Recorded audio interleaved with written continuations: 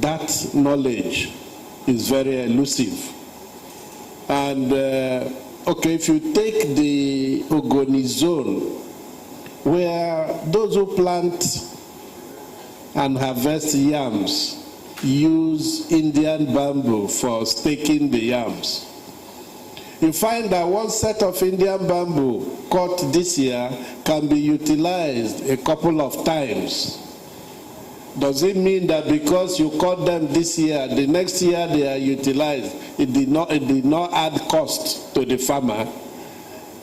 These are the practical difficulties we have. And they asserted that because of the difficulty,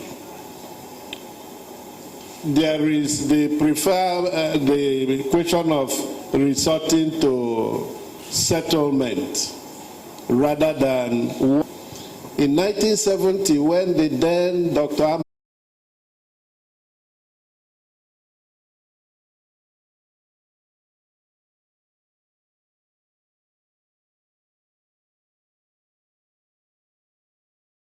till today, how many years have passed? If you go to Ejama Ebubu today, you will still see the impact.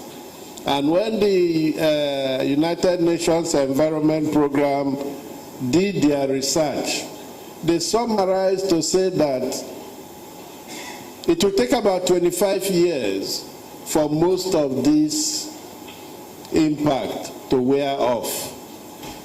But believe you, will allow, okay.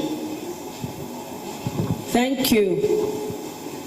I just wanted to ask, from the point of view of settlements and livelihoods, to what extent, sir, I'm seeing you, to what extent would you factor in the displacement effect? That is, since they no longer can use the farm, the soil, they may be forced out of their locality to continue farming or whatever. How much do you factor in, or did you, maybe somehow, how much do you factor in this displacement effect into the compensation assessment? Thank you, it's noted. Any other, because we would like the response to be taken once. Any other questions? Any other? Okay, Dr. Hart, that will be the last. Thank you. Thank you very much. The challenge I have is the geomatics component in trying. Then you are building something on nothing. Yeah, because yes, if you build something on nothing, it doesn't exist. And so I want to pick up and believe that in this very brilliant presentation, this major component is actually either as a result of the lack of the capacity of having this qualified spatial scientists to be involved, to be able to provide a proper guide in this noble work. Thank you very much. Thank you, Dr. Hart. Geomatic consequences. Professor Wade talked about displacement issues. So, Professor Fakaisa, and then we'll have Professor Kakulu online. Prof, can you hear us? Okay, please, can you give us allow Prof to respond? Mr. Moses, please. Mr. Moses, please, can you allow Prof to speak to us virtually, and then Prof will respond here. That is the only livelihood that they can ever have, and people are going to wait for 30 years to go back to farm. Nobody is going back to farm after 30 years. So those are some of the suggestions we made. And then speaking to the one, Prof, thank you so much for that contribution. You know, that is why we have used this methodology specifically to be able to get a solution to the compensation issue.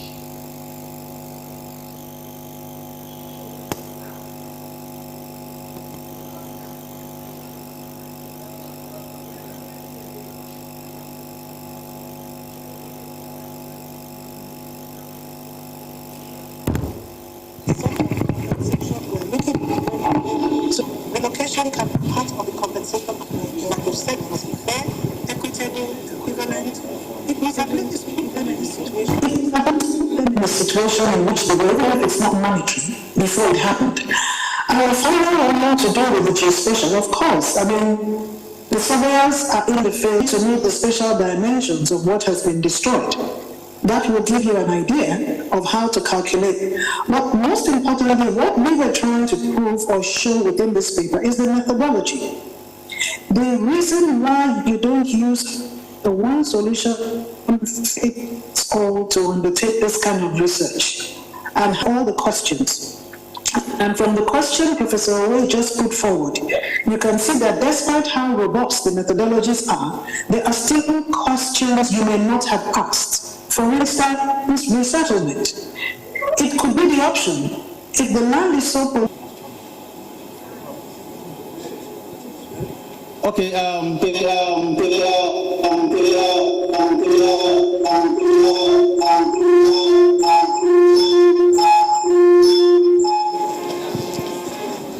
thank you very much, Prof.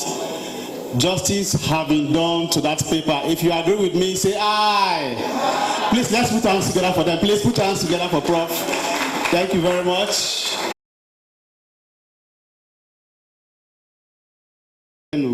Bedu from Futmina.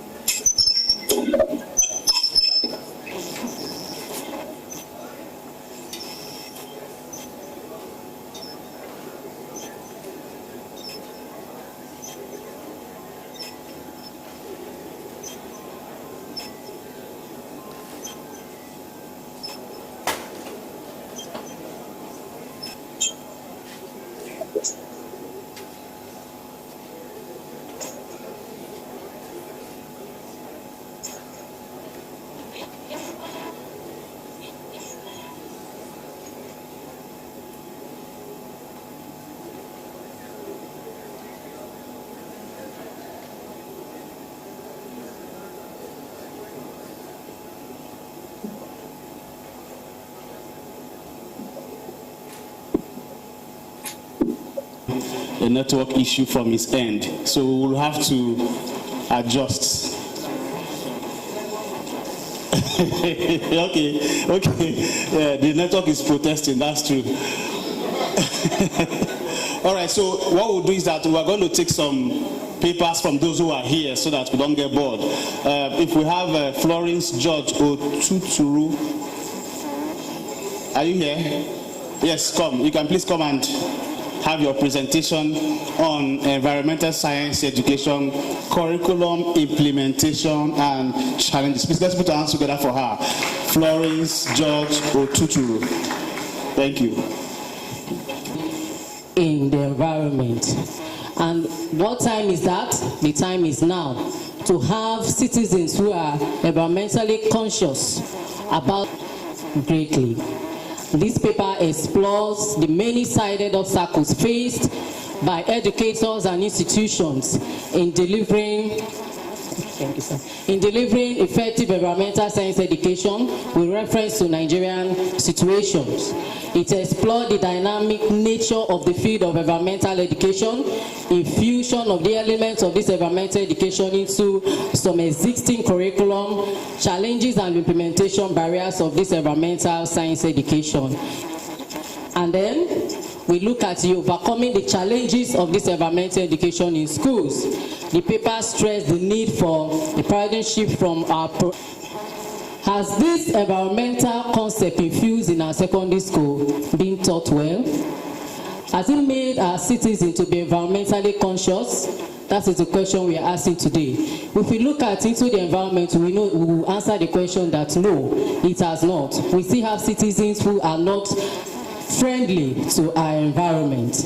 How can we impact these concepts very well to our citizens? Is through education. And what are the rules of education for bringing awareness to the citizen to be aware of the environment? We talk about the education is to disseminate knowledge. Education can play a crucial role in a small disaster to the environment.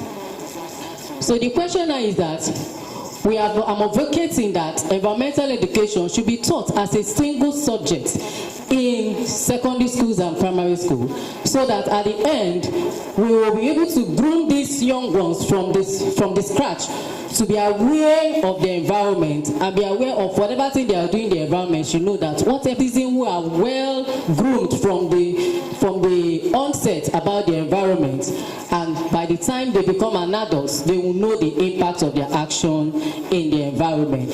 So environmental education should be taught in the school as a single subject. What are these challenges of this environmental education? How to implement it? We have the issue of lack of staff, and individuals who are experts in this area were not so much involved to detect that this subject, because of the importance of this subject, it should be taught as a single subject, not to infuse it in different parts, because infusing it has not been it has not been yielding much benefits that it was supposed to be. Unacquainted curriculum. Those teaching these concepts in the secondary school and the primary school, are they environmentally educated individuals? So they are just taking it bit by bit in a piecemeal. Because of that, we are not having the objective of this environmental education being fulfilled or being attained. And then we have the stampede curriculum. It was hurriedly developed, and suddenly infusion is there, and we started teaching it because we want to groom a well environmental citizen that is aware of their environment. And then we have poor teacher qualities. These are the challenges of environmental education curriculum. How to be? We have poor teacher quality. If you're not an environmentally grounded citizen, how can you be able to impact this environmental consciousness on the citizen? I studied chemistry, and I am asked the citizen to become environmentally conscious. He will not do justice to that subject. He will just teach it in the chemistry background that he has, and will just be giving them just bit by bit. It will not be fully given to that citizen to be aware of his environment. So these are the challenges. And how to implement these issues. We say there should be funding. Learners' issue is there. If it is well funded, I believe environmental education can stand at its own in our secondary school and our primary school. And then we have the learner issue. If he teach this subject, he will not be able to impact this environmental consciousness well, or the objectives into this student. And if a student is not well taught, thank you. If a student is not well taught, I believe that student will not be able to deliver. And then we have another implementation issue I have there is those that have been taught about environmental education. What are they doing? They are just there because these subjects are not in the secondary school and the primary school as a whole. They are not able to teach this subject properly in the schools. From that, we have a brain drain. Environmental education has just been introduced in different institutions as a course of study, and we have them, but it is not in the secondary school and primary school as a host, being taken there as a whole. So those people that is a graduate of environmental education is finding it easy to do justice to what they have learned in the secondary school and the primary school, except they find themselves in the higher institutions. How do we overcome these challenges? We said change in the curriculum. we should have change in this curriculum, environmental education curriculum, or the syllabus in school.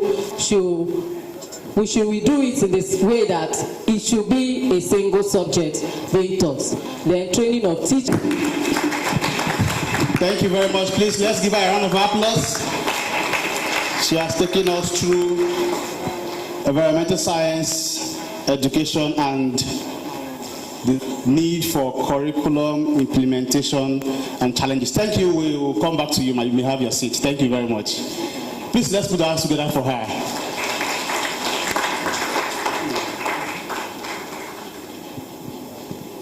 Okay.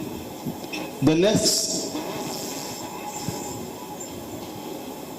presentation is on conceptual review of the application of geomatics techniques in environmental management. Please, may we invite Dr. Lawrence Hart for this presentation. Thank you.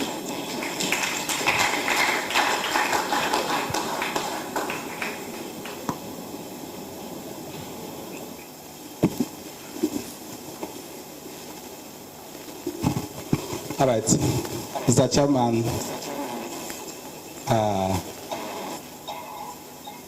ladies and gentlemen, we'll be sharing our thoughts on the conceptual review of the application of geomatics techniques in environmental management. This paper is presented by myself, Lawrence Hart, and Basil. Would like to okay.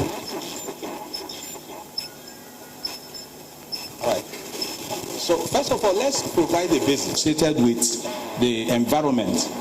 This is important for us to emphasize to the extent that modern technological advancements are deployed by geomatics experts such as the Global Navigation Satellite System, the Geospatial Information System, the remote sensing have proved to be veritable tools in the management and the studies of this critical menace of the environment. I hope so what's the problem? What is the problem? Mapping the environment has always been an intricate exercise in the face of its changing nature and attributes. These are expressed in terms of the climate change, geodynamical phenomena, human and anthropogenic activities, and these scenarios had continued to impact on the environment. However, with the emerging challenges in methodology, I'm so thrilled that the lead paper presenter and erudite professor had looked at methodology. But the issue of the methodology is dynamic, and then instrumentation and skill gap that is required had posed a challenge in truly managing the environment.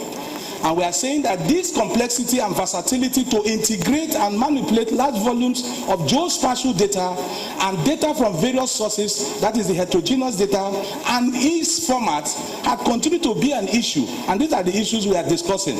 And so we are situating that if we have a right concept of geomatic techniques, we can be able to address the issue of this. So what is the aim of this research? The conceptual review of the application of modern techniques of geomatics in the study of the management of these environmental challenges. All right. Now, what are the national environmental problems? Some of them are not applicable to our sub-region.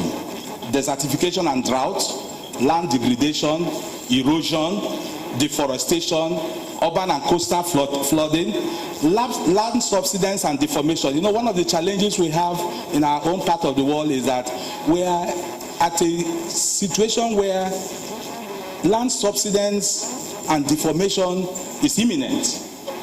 We will not be feeling them because we have several issues. There are too many hollows and gaps within the subsurface of the earth where we are situated. Atmospheric sensing, part of the challenges we are having in terms of the what we call the climate change, the heat wave, and all of that. These are issues we had issues of the soot and all of that. How do we map the atmosphere? The geomatic techniques are quite veritable and handy to be able to provide these solutions. Geodynamical monitoring, oil and gas pollution, waste management, they are with us here. And we are looking at these environmental problems and situating them within the context of determining the extent, the dimension of these problems within geomatics techniques. All right, so we have a specimen of environmental problem. You can see we had a work in 2018. We have to model the geological changes in Ire, Obosi, Anambra State. The money was not too much, but we had to model them using geomatics techniques. You can see the flood of 2022. This is at C4I. This is, I needed to, the pointer is not responding very well. But you can see this. Now we have cases of oil pollution. We see waste management and all of that. We see a place that was used for dredging, and it is the wetland situation has been depleted. These are real issues with us, and we are asking, how do we model them? How do we map them? And we are saying that the geospatial techniques or the geomatics techniques comes handy to show that this is possible. Now, the first concept I want to discuss is the high definition survey approach. It is expressed using the Laker scan station C10. We use this this was huge, and that conventional techniques, as good as they are, couldn't solve the problem of determining the lateral changes that exist in the configuration of that facility. And this was used, the high definition survey approach, to be able to provide a basis. Now you can see the tank and all of that. Now we have over 1 million pixels of information that provides us the configuration and the geometry of the changes that took place in this tank in terms of the deformation laterally and longitudinally. This is only possible by geometric techniques, and this is what we are trying to provide. So we found out that the laser scanning facilitates comprehensive analysis of the storage tank, critical environmental challenge, because issues of oil spillages, issues of collapse of facilities like this are important to model so that we can be able to mitigate the consequences and all of that. All right. We have the 3 modeling of the storage tank and its surrounding. It is not just only about the phenomena of the tank, but we're interested also in the environment. This method provide ourselves the information that we need. Now, because in geomatics, we are not just discussing pictorials. Geomatics is about the mathematical surface of the earth. And we provide a basis. So you discover that in providing this concept, we show the relationship of the spatial information associated with the pulses that are sent to be able to map that phenomena. So I won't bother you, but you should understand that this concept provides us a basis on which we can mathematically model this phenomena of interest as we progress. All right. Now, we have the global navigation satellite system. Some of us try to use them. We have them in our Android phones and all of that. But can we say this, that the geospatial baselines that are used in navigational satellite systems, which is real-time kinematics mode, provides us a basis of positioning and navigation. And this is key. That it is not just that, oh, you just have a phone that gives you some information. You can be able to model. This is a concept that is laced to be able to provide us optimal values of GPS coordinates that is required in actual positioning and navigation. And in addition, the time varying space, because every point is spatially enabled, and not just spatially enabled, it has a temporal implication. So your position today and your position tomorrow, they are not the same. And the geometric techniques provides us this basis on which you can be able to show that you can see the experience. We're trying to provide the basis on which you can model this geological situation, and we are using this is a GNSS receiver that is tracking points at real time, and we are finding corrections for them, and then so that we can now be able to provide this situation as the case may be. The next point about GNSS is atmospheric sensing. This is very key. because the geomatic techniques provides us a basis to map the atmosphere, and this process provides us what we call the GNSS metrology. So when the ephemeris that goes through the signals of GNSS provides us information beyond just positioning, and the geomatics expert provides the insight about the metrology of the atmosphere, so that we can be able to model the dust component, the humidity component, the heat level, and all of that, so that you can find out that these things provides us a basis to really model our environment and have the basis of sustaining that environment as we desire. So GNSS signal is deployed in monitoring the Earth's atmospheres and the ionospheric basis. This is, are you following the right time? And all of that. Okay. All right. The next thing is the geodynamical monitoring. This is also an aspect of the global navigation satellite system. You can see part of our work is to be able to provide information about the time series changes of the geodynamical effects of the Earth crust. And these things are happening. You know, when you see that people are digging borehole everywhere, there are a lot of hollow points and all of that. There is the problem of equilibrium of the Earth crust. That equilibrium is modeled by GNSS signals that are transmitted as you move from one point to the other. And these are the issues that we are looking in terms of sustainability of the environment. And these are this. I hope the time is not up and all of that. Okay. Begin to summarize that. Okay, so let me try to conclude. Let me conclude because in view of the recent developments in the capability of instrumentation and techniques required in management of the environment, geomatic techniques becomes an indispensable tool. With geospatial information at the core, the environment and the associated potential natural disaster and their effects can be simulated and managed. I want to thank you for the opportunity to listen. Thank you, sir. Please, let's put our. Did you check the time well? Yes, we are following the time. We are following in real time, sir. It was real time monitored using GNS methodology. Thank you very much. Please, let's put our hands together for him. All right, this time we will take our next paper, and it's titled Exploring Public Sector Assets Maintenance Policy as a Pivotal Catalyst for Economic Growth and Development. Dr. Kenta, please. I was thinking that you're here already. Please, let's put our hands together for Dr.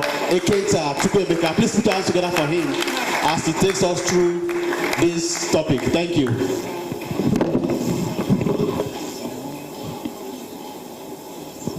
Good afternoon, everybody. You have 10 minutes, sir. 10 minutes. Just 10 minutes. Yes. Why is my slide? There's no problem. I'm an investment person, so I'm not a geomatics. Now money we won't make. Well, you can see the title of my paper. Can I? Exploring. Where is it? Okay, it's not there. Okay. How can public sector assets maintenance policies improve on economic growth and development? Economic growth and development. We talk about economy, economic growth, economic development. Are they the same? Now, let me see the second slide there. Public assets, yes. All right. If you look closely at this slide, you will see River State University, then you see my village stadium. And before you get to my village stadium, you walk through a third road, which I brought to my community. All these are public assets. What do we mean by public assets? Sector assets. These are all organizational and establishments that are owned by government and provided for the people, managed on their behalf. Well, my paper centers on Shark Stadium. There are numerous public sector assets spanning from seaports, airports, recreational facilities, schools like where we are, major roads, stadium, just to mention but a few. But the study is looking at how can the stadium be explored to improve economic growth and development both to the state and the nation at large. We have key objectives. One, we need to identify what are the constituents or components of public sector assets. I've mentioned some of them: roads, schools, hospitals, seaports, recreational facilities, etc., etc. We also need to unravel or identify